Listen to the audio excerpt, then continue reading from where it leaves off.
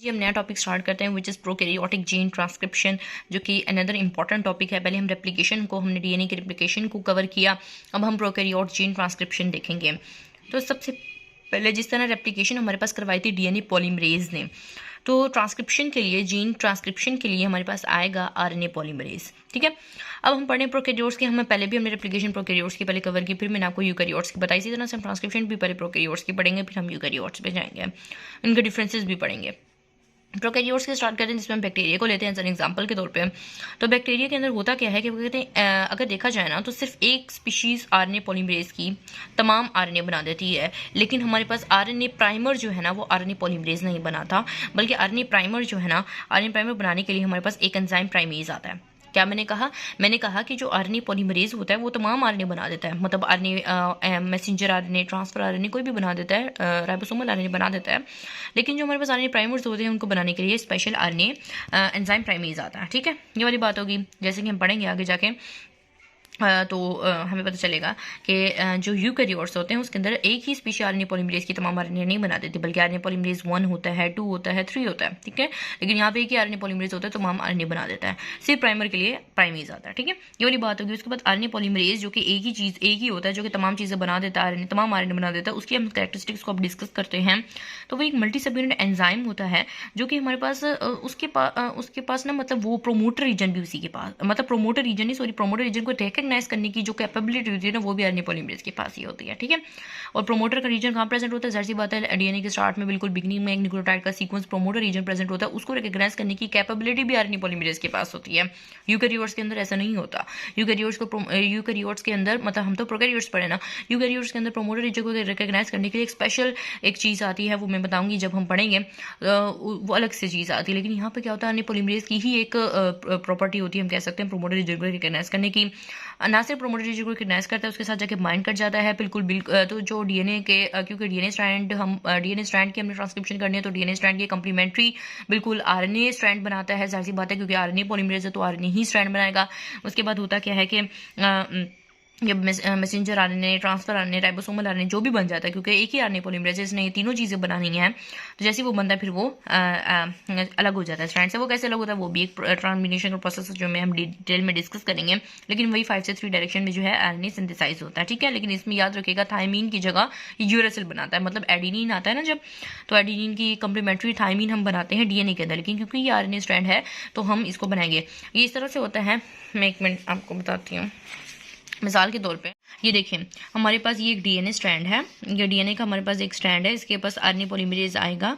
RNA polymerase ने पहले promoter region को रिकग्नाइज किया, 5 से 3 डायरेक्शन में जाना है। ठीक है, 5 से 3 डायरेक्शन, उसके बाद यहाँ पे प्रोमोटर रीजन को रिकग्नाइज किया, यहाँ पे प्रोमोटर रीजन वाला सीक्वेंस आया, उसके बाद आरएनए स्ट्रैंड चलता रहा, मैसेंजर आरएनए जब पूरा बन गया वो, और फिर वो अलग हो जाएगा डीएनए से।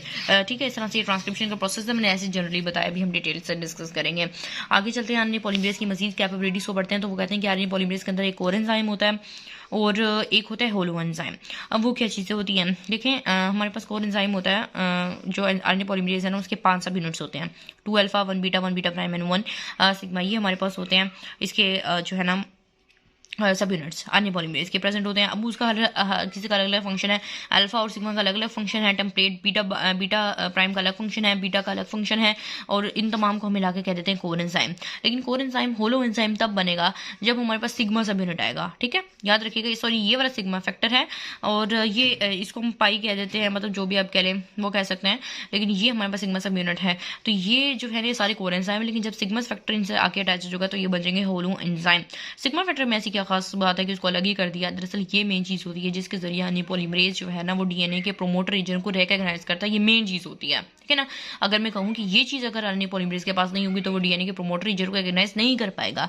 तो इस मेन चीज़ की वजह से जो है वो एनेबल हो पाता है कि वो आरएनए पॉलीमरेज वो डीएनए के प्रोमोटर रीजन को रिकग्नाइज कर पाए। ठीक है, ये कोर एंजाइम हो गया, ये होलो एंजाइम हो गया। हम पढ़ते हैं आरएनए सिंथेसिस कैसे हो रही है। जाहिर सी बात है, डीएनए के स्ट्रैंड को इस्तेमाल करते हुए messenger RNA, transfer RNA, ribosomal RNA, सारी चीज़ें बनेंगी।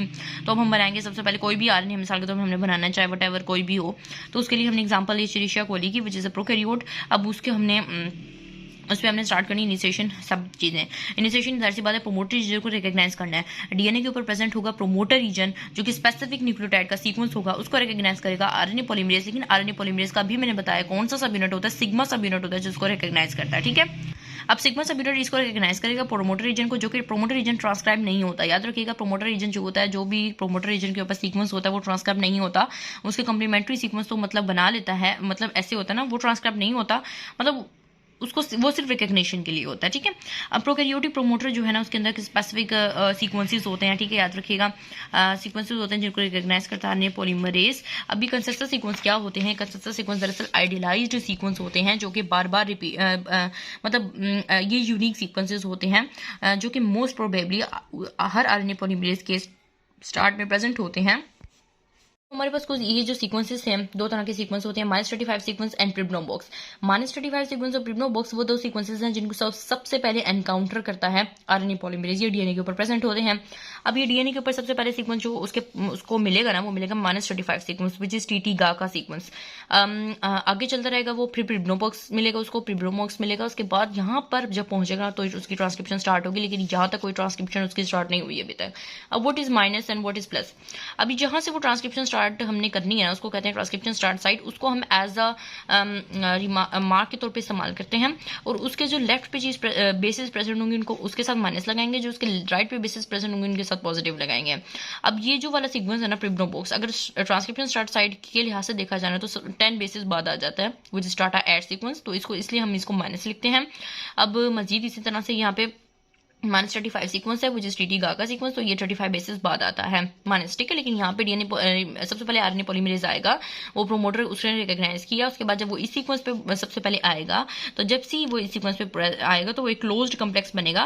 मतलब पहले वो कहते हैं सबसे पहले होलो एंजाइम, यानी पूरा जो आरएनए पॉलीमरेज के पास core enzyme sigma subunit, जो भी सिग्मा सब यूनिट सबसे पहले प्रोमोटर को रिकॉग्नाइज किया, वो यहाँ पहुंचेगा और ये इनिशियल पॉइंट ऑफ कॉन्टैक्ट होगा, यहाँ पर आएगा और क्लोज कॉम्प्लेक्स बनेगा।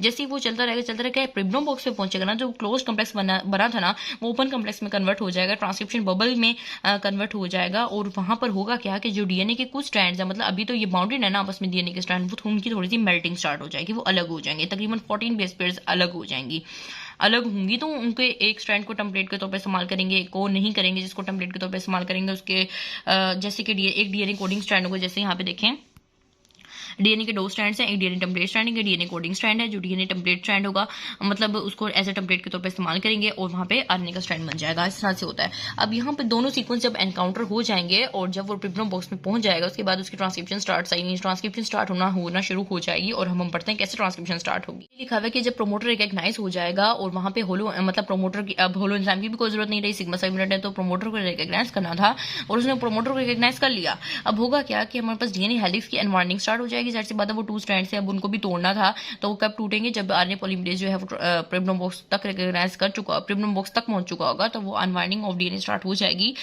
अब अनवाइंडिंग होगी, अनवाइंडिंग के दौरान आपको पता है डीएनए टोपोआइसोमेरेज, वो डीएनए सुपर कॉइल्स भी बनते हैं, लेकिन डीएनए टोपोआइसोमेरेज भागा आएगा, जो कि डीएनए के अनवाइंडिंग में सुपर कॉइलिंग को रोकेगा। आरएनए पॉलीमरेज के साथ जो सिग्मा सब यूनिट था वो भी चला जाएगा, और प्रोमोटर क्योंकि उसका कोई काम खत्म हो चुका है, अब आरएनए पॉलीमरेज जो है वो ट्रांसक्रिप्शन स्टार्ट करेगा डीएनए सीक्वेंस की, वो ट्रांसक्रिप्ट बनाता रहेगा, नीचे ट्रांसक्रिप्ट बनता रहेगा, और शॉर्ट पीसेज ऑफ आरएनए बनते रहेंगे और डिस्कार्ड होते रहेंगे।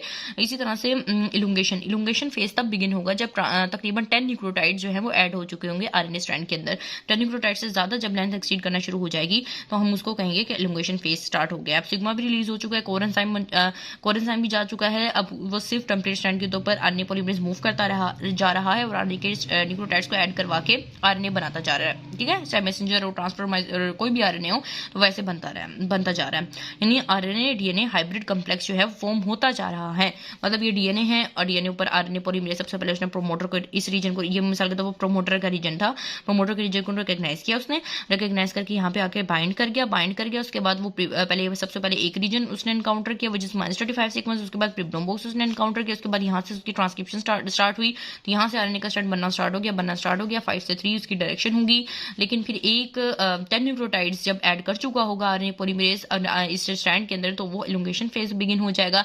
इलॉन्गेशन फेज जब बिगिन होगा तो कोर एंजाइम, मतलब वो जो सिग्मा सब यूनिट भी चला जाएगा, सारा काम खत्म हो जाएगा, उसके बाद वो मूव करता रहेगा। लेकिन कोई भी मिस्टेक आएगी ना, तो होता यहाँ पे ऐसा नहीं होता, कोई मिस्टेक आएगी तो आपको उसकी स्पेशल एक्टिविटी होगी, मतलब यहाँ पे 5 मतलब स्पेशल जो है आपकी मिस्टेक को खत्म करने के लिए डीएनए पॉलीमरेज 1 वगैरह चीजें आएंगी, ऐसा कुछ नहीं होता, बल्कि आरएनए पॉलीमरेज ही होता है जो रुक जाता है, पीछे मूव करता है, आरएनए न्यूक्लियोटाइड जो गलत लग गई थी उनको रिमूव करता है, दोबारा से करता है, मतलब इस तरह से यही बेचारा करता है यहाँ पे सब कुछ, इसलिए थोड़ी सी यहाँ पे एरर ज्यादा होता है एज कम्पेयर टू रेप्लिकेशन के तौर पे। ये सारा काम यही करता है, ऐसा नहीं होता कि कोई चीज और बाहर से चीज आती है और जो या फिर इसके पास कोई ऐसी स्पेशल मतलब कोई बाहर से चीज आती है जो उसकी प्रूफ रीडिंग के लिए करती है, ये खुद ही कर रहा होता है। ठीक है, तो इस तरह से हमारे पास ये होता है कि सारा जब आरएनए बन जाएगा तो वो अलग हो जाएगा। ठीक है, अब टर्मिनेशन पढ़ने के बाद कैसे होगा, दो तरह के मेथड्स होते हैं, एक रो डिपेंडेंट होता है, एक रो इंडिपेंडेंट मेथड होता है। रो इंडिपेंडेंट मेथड कौन सा होता है? रो इंडिपेंडेंट मेथड में ऐसा होता है कि डीएनए टेम्पलेट स्ट्रैंड ना वो एक स्पेशल सीक्वेंस बना देता है आरएनए के अंदर, जो आरएनए मतलब इससे बन रहा था, तो डीएनए टेम्पलेट स्ट्रैंड ये स्पेशल सीक्वेंस अपना मतलब आरएनए के अंदर बना देता है, जिसकी वजह से वो अपनी सेल्फ कम्प्लीमेंट्री होता है और आपस में ही फोल्ड होना स्टार्ट हो जाता है और हेयर पिन बना लेता है। अब इस हेयर पिन जैसे खत्म हो रही होती है, जिस साइड पे हेयर पिन खत्म हो रही थी वहां पे एक स्ट्रिंग ऑफ यूज भी आ रही है। यूज का मतलब पता है यू मतलब यू बेस इसके अंदर प्रेजेंट होती है ऐसे।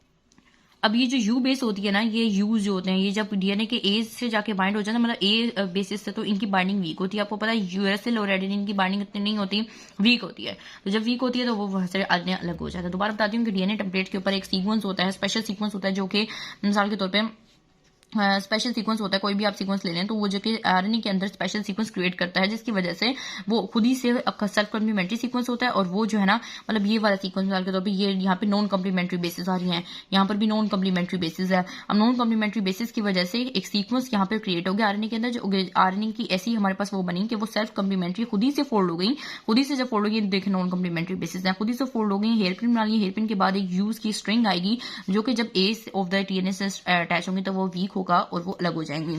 ये भी होता है रो डिपेंडेंट मैकेनिज्म भी होती है कि हमारे पास एक प्रोटीन होती है, इसका नाम होता है रो यूटिलाइजेशन, मतलब रो प्रोटीन होती है, जो कि हमारे पास आरएनए के 5th एंड के करीब प्रेजेंट होती है। एक साइड उसका नाम होता है सी रिच रो यूटिलाइजेशन रेड साइड, यानी वो साइड जो होती है उसके पास सी रिच बेसिस बहुत ज्यादा होती है।